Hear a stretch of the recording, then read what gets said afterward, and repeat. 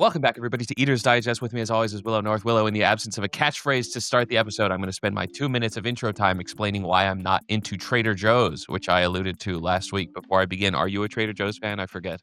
I am. I would even go as far as to call myself a bit of a trader hoe, if you will. Really? Um, I certainly don't do all of my grocery shopping there. The closest Trader Joe's to me is like an hour and 20 minutes away down in Portland.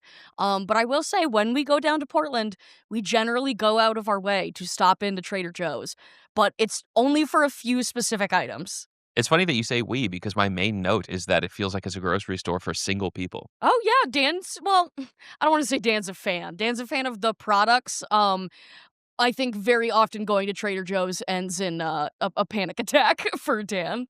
That is one of my notes as well, as I usually have a panic attack there because everything is just in such a weird place where it's like I'm going up and down the frozen aisle because it's also where they put chocolates. And I also know that at the end of the trip, they're going to ask me, how was everything? And I'm going to be like, I had a hard time. They're going to be like, chill out, bro. Like, I don't like how friendly they are. It freaks me out.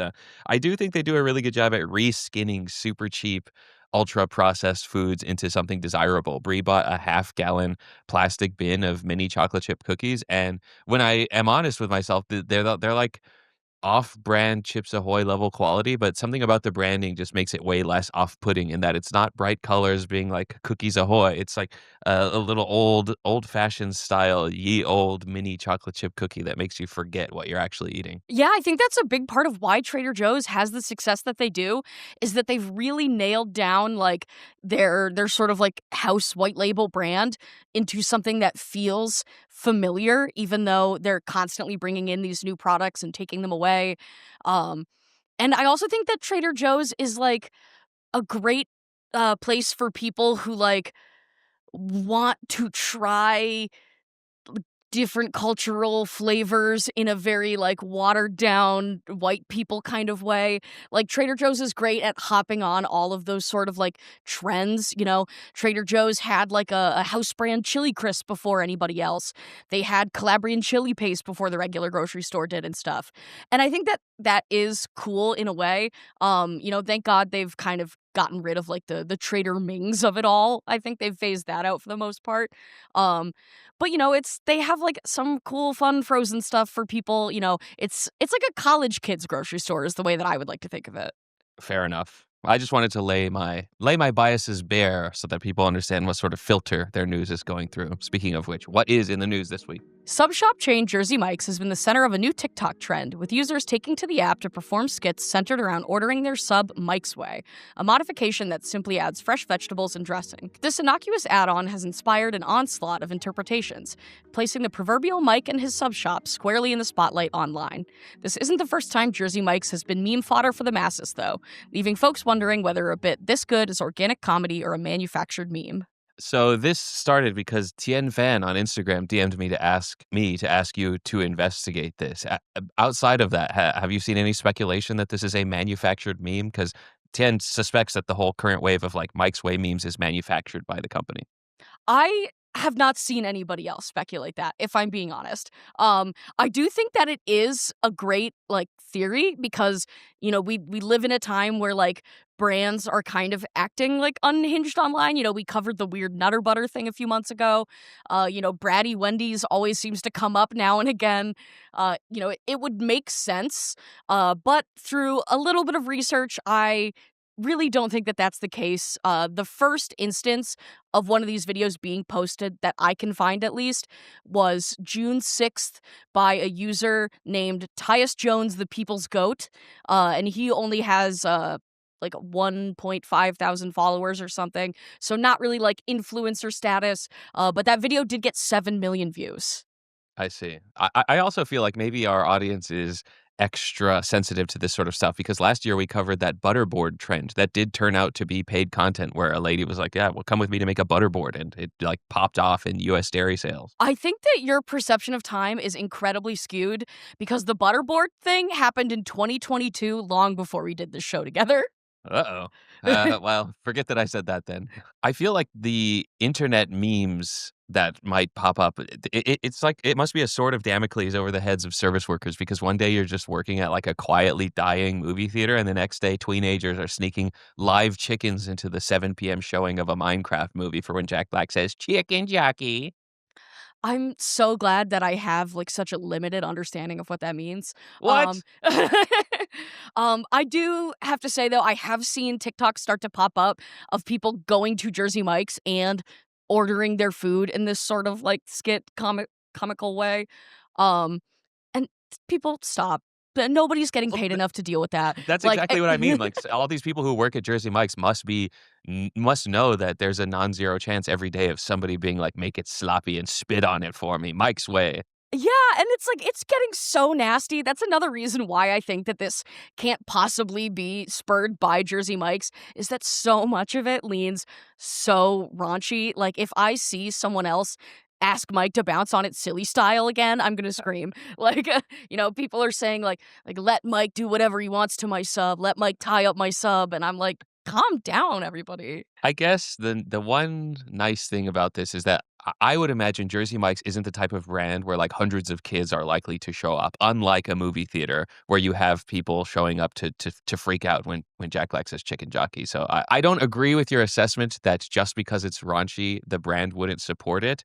The question now, I guess, would be, will they lean into it and support it in a way. I don't even know what that might look like. I guess the corporate account reposting a bunch of these videos would be the only thing that would make it happen more frequently. But all right, if you say it's organic, then I'll believe you, and my conspiracy brain will just have to take a break on this one.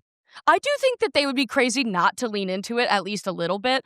I think that there's only so far that they can lean into something like this, especially given like how raunchy some of it has become, without sort of maybe isolating a certain consumer base. But I do think that it's funny enough and that there's enough sort of clean, tame versions of it. Like the original one that I was referring to was really just a guy like awkwardly rehearsing his sandwich order. It did not get really nasty in there, but I think that Jersey Mike's could certainly take advantage of this situation and would be crazy not to. I don't think that they are behind it though. In the meantime, I will continue ordering from Jimmy John's, who is freaky fast and gives out free smells. Customer loyalty in chain dining is declining, with the majority of diners prioritizing value and convenience over brand loyalty. In response, many chains like Red Lobster and Starbucks are overhauling their menus and revamping rewards programs to better meet evolving customer expectations, prioritizing not just new faces but repeat visits. The most effective strategies now focus on re-engaging uncommitted customers through offers and incentives rather than relying on traditional marketing.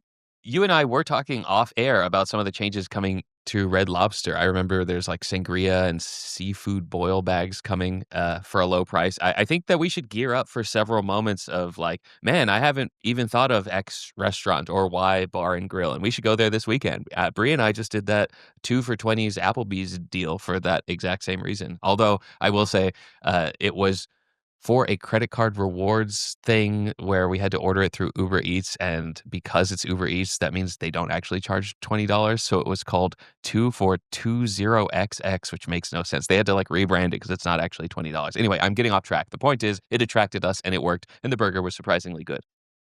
That's kind of a great segue into my idea with all of this. I do think that placing such an emphasis on like values and deals and rewards is undoubtedly going to get more repeat customers because even huge companies like McDonald's are really, their customers are relying on like app rewards. Everybody complains that McDonald's is getting so expensive and, the only people who are like buying McDonald's frequently are the people who are sort of like gamifying the reward system out of it.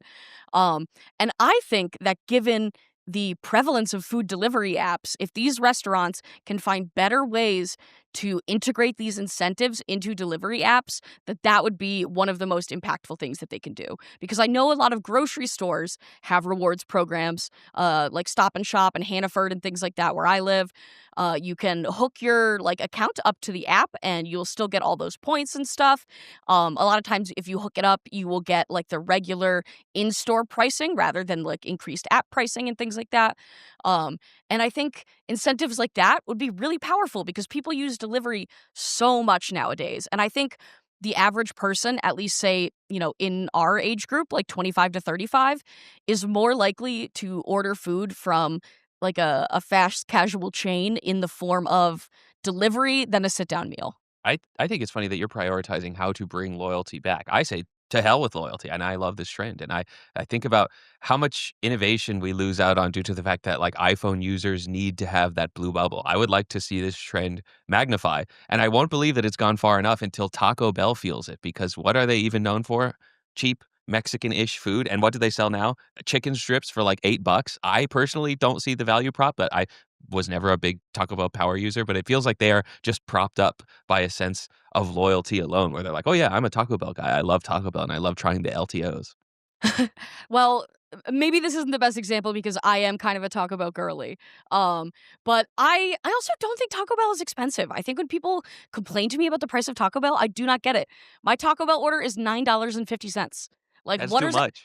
I think that that's totally reasonable for a crunch wrap and a beverage. That's gonna keep me full for like 5 hours.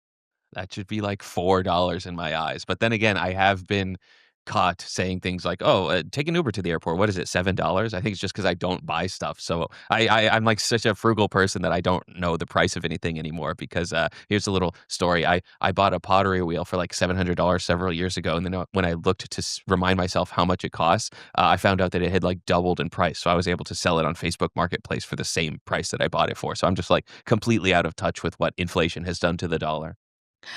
Well, maybe you can do the same thing with the Taco Bell chicken nuggets. You can go and buy the 10-piece and start flipping them. I don't get it. I'm excited for loyalty to go out the window. I think value it's going to be all about value, and value on its face, not like come in and download the app and you'll get 20% off your fifth order. I went to Panda Express for the first time in a really long time at the request of my wife, and when I was checking out, they're like, "Do you have the Panda app?" And I said, "No," confoundedly. I'm like, "Why? May you tell me, please, why anybody would have the app?" They're like, "Oh, you could get deals and discounts and stuff like that." And I didn't get it, and I did sign up for the Habit Burger app, and every week they send me free food. It's just like, "Oh, this week it's a free salad with a $5 purchase." So I just like buy a drink and fries, and I get a Caesar salad with French fries, and it's just like, "Ooh, this is a very like lowbrow, highbrow combination of foods." Anyway, I'm getting away from the topic at hand, but I did download one food app, and I understand why people do it, but I can't imagine having 15 for all the places that I like to eat just to get a good deal. That's what I'm saying about sort of finding a way to integrate that into like a DoorDash or Postmates situation. Like, DoorDash is already so good, too good at incentivizing customers to keep ordering. Like, the more that you order from DoorDash, the more coupons they give you and like weird little discounts and stuff like that. And the more you use them, the more they keep giving them to you. And it kind of feeds in to a point where you're like, oh, like I've actually gotten a couple like free meals out of this. When in reality you are spending more money than you would have otherwise. But I think that if they can combine that with a similar like rewards system, that it would be unstoppable. People would be spending way too much money on takeout. I imagine that so few people are making money on food delivery apps as is. Like the restaurant is losing and the delivery people are losing, and the only people who are making money are the apps themselves. And so I don't imagine that'll ever happen because there's not going to be any profit left once they do something like that. But I'm out of the loop with DoorDash because that is the one delivery system that I think, technically banned off of because they got so many orders wrong that I was just like talking to customer service and they wouldn't make it right. And I'm just like, "Can you just close my account and put a ban on it so I can't open it up by accident?" And every once in a while, I'll be like, "What was that other one? Oh yeah, DoorDash." And I'll try to open the app and I'm just like, "Oh yeah, I don't have that anymore." Anyway, that's a story for a different time. Please, what else is new? Din Tai Fung, the Taiwanese soup dumpling chain, leads the U.S. restaurant industry with the highest average unit volume, with each location generating about $27.4 million annually. For comparison, a typical McDonald's location averages around $3 million in annual sales. Din Tai Fung has achieved this impressive figure by design through their massive restaurants, high check averages, and a dining experience that continues to thrive in the social media age.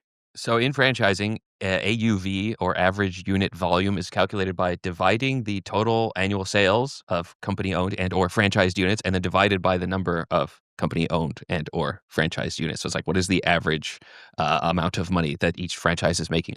Din Tai Fung's per restaurant AUV is $27.4 million, and that is almost 2 times higher than the next closest brand, which is Mastro's Restaurants Steakhouse. That's 14.52. I'm looking at a list of like the top 10, and it's Steakhouse, Steakhouse, Steakhouse, Steakhouse, Cheesecake Factory, seafood restaurant, Ocean Prime. So it's just like all of these like high end places plus Cheesecake Factory cannot come even close to the $27.42 million AUV, and that's pretty crazy. Have you been to a Din Tai Fung location before? I know I they're going to have. be opening one in Scottsdale next year. Well, Scottsdale has everything. The only Din Tai Fung that I've been to was inside of the Aria in Las Vegas, and I personally had a great time. We went with a total of 8 people. I think based on that experience, I totally understand how a table full of like friends or family could run up an enormous ticket. It's one of those places where the whole table orders together. But unlike the contemporary, like, okay, so you guys should know we do small shared plates types spots, the prices are not set up in a way where you have to be sure that like at least 3 people will eat a piece of what you order. Like, I don't know if you've been to those types of restaurants where it's like, oh, the octopus is $25 and I don't want to order this for the whole table unless at least 1 or 2 other people are going to eat it. But it's the pricing is really well set up at Din Tai Fung, I feel. Yeah, I was looking at their menus, and I think that it is, the way that they've worked it out is like everything is kind of just in the sweet spot. Everything is cheap enough that it doesn't feel like you're spending a ton of money on this crazy, crazy high-end meal. You're getting things that are shareable and kind of, I don't want to say universally appealing, but it's very like, the easy shareable dim sum stuff, just different kinds of dumplings, stuff that all goes together very well. Um, and on top of that, not being too expensive, they have the space to make it worth it for those kinds of menu items. You don't have to have these crazy high ticket menu items when you have 450 seats in your restaurant to fill up. And on top of that, not only is it 450 seats, but you have, a line down the street of people trying to get in as well. Yeah, I don't imagine you've been to a Din Tai Fung. No, I have not.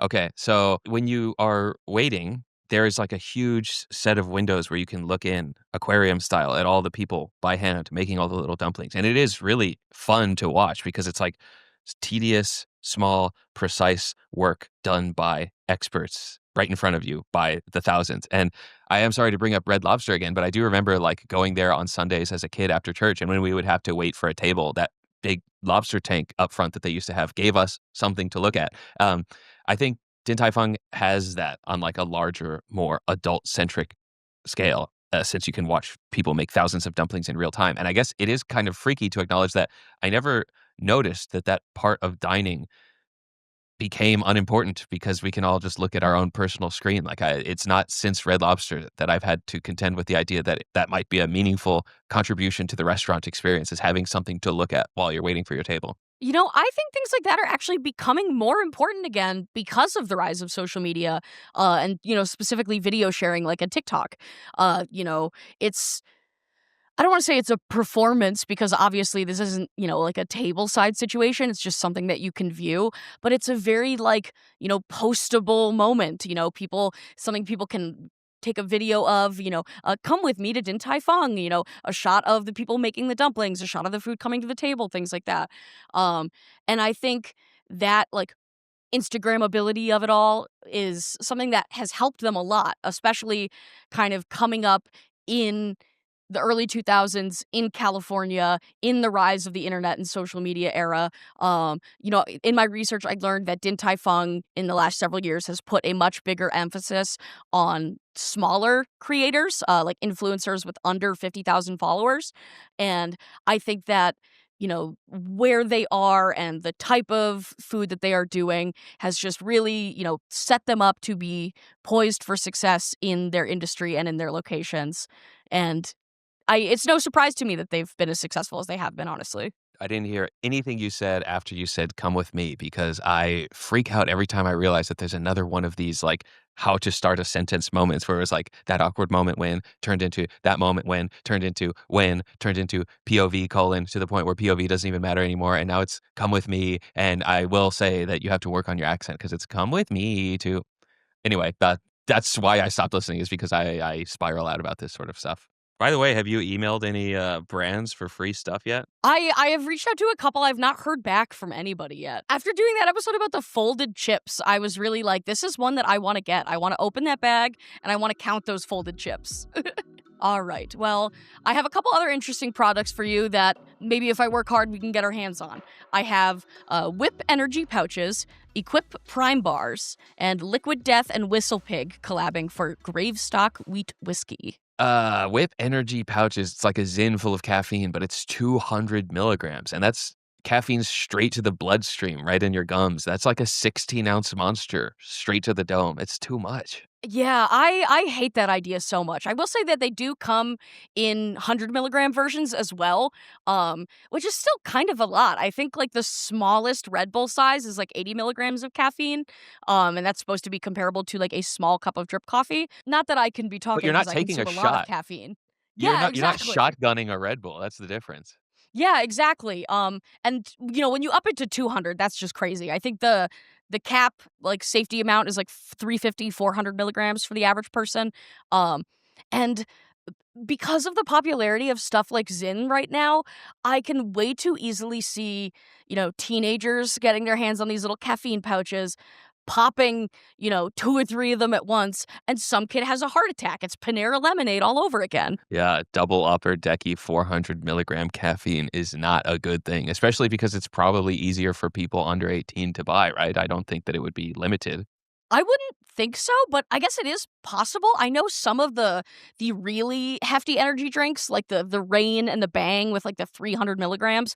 I think some of those you're technically supposed to be like 16 or 18 to purchase. I don't think it's super enforceable though. I guess maybe that's depending on where you live. I have never seen it very enforced. I just think even 200 milligrams of caffeine in an energy drink alone is kind of a lot. And that's being someone that drinks a fair amount of caffeine. But I remember a couple years ago when Celsius was like kind of new and it was like the hot new energy drink. The place I was working at the time, there were a couple other girls who were drinking it a lot, and it just got to the point where we had like Celsius in the work fridge all the time, and we're all just drinking Celsius, cracked out on this 200 milligram caffeine energy drink. And the issue is that Celsius is tiny. It's like a little tiny can. And you pound back that 200 milligram energy drink in 4 big sips, and you're cracked out for the rest of your shift. I can't imagine doing that with a pouch that's going to start to activate in me in like 20 minutes of being in my mouth. Well, you're going to have to try it for the next one. Pop one in for the next episode. We'll see how you change. Oh, there you go. First, we had people requesting that I take a big edible for the show. Now they want to see me on all the caffeine. Do both or alternate them and we'll make the audience guess which one you did on which week.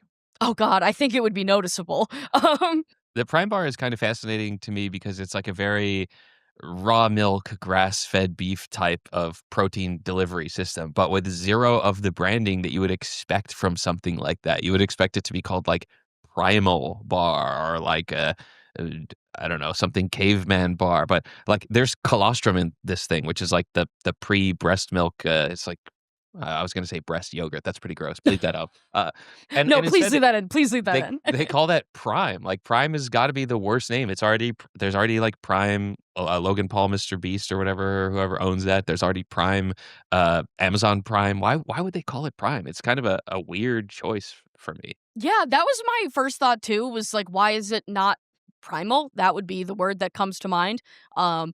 There's another very similar product on the market called the Prima Bar, which is also very close to Primal, but not quite.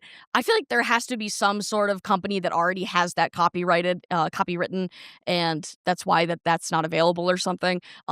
It's a bad name. It doesn't tell you anything about it until you read the packaging. And I know that it says like grass-fed beef protein isolate. I know that it's not a beef bar, but you can't convince me that a chocolate or wild berry flavored protein bar made out of beef is going to taste at all good. You're wrong on that one because you look at these like keto guys or carnivore diet guys who are eating like sliced steak in a bowl full of blueberries. These are like meals that you would feed your dog on his birthday, and people really enjoy them. So you never know what kind of flavor combinations people might like. If you're somebody enjoying those dog birthday meals, you're You know what? Never mind. Actually, take that out. No, I was gonna say Yeah, something. exactly. Because I was gonna say something that's not very almost what they sell nice. at Trader Joe's.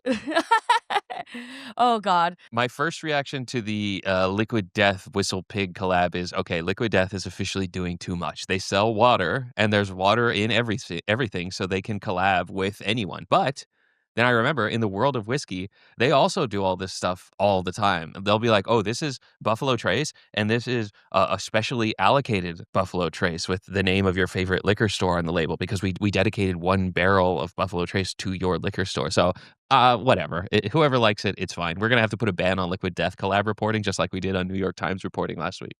Yeah, at first I thought Liquid Death was really like killing the merch game. Probably almost a year ago at this point, we covered the Liquid Death casket cooler. That was very cool. This, however, is kind of lame. I also think that Liquid Death is sort of like fumbling for meaning in the CPG world right now because Liquid Death started as a company that was like, hey, we're going to make canned water that looks cool like a tall boy for people that don't drink and want to like blend in social situations. That's my understanding of the idea behind Liquid Death initially. So for them to then collab with an alcohol company feels very strange and like antithetical to the brand to me. Um and I think that on top of like, people are mad that they're switching to stevia now. Then they're grasping for straws and I think that Liquid Death needs to stop. They need to just go back to normal unsweetened seltzer water like the good old days. It's never gonna happen. I think that their founder is like dead set on becoming known for his innovations. Have you gotten any of the ads for his master class course? No. He has a master class available on branding, and so I think that it's going to keep on magnifying until he's just like, "All right, I've done everything that I've came here to do, and now it's time to start a new brand or something, or maybe just relax in Fiji for the rest of my life." They had another new sort of like interesting marketing thing going on recently. Did you see the Ozzy Osbourne DNA cans? Oh, criminy. No. They're selling empty cans of Liquid Death drank by Ozzy Osbourne, and the whole like campaign behind it is like clone me, I dare ya, basically. And that, that feels a little more on brand for Liquid Death. It's very rock and roll. Like that's cute and funny, I guess. Yeah, still more respectable than the Sydney Sweeney Dr. Squatch collab that came out recently. Oh God, if only that was a food product, I would have loved to talk about that. I ate mine. Goodbye, everybody. Have a good week. Have a good week. See ya.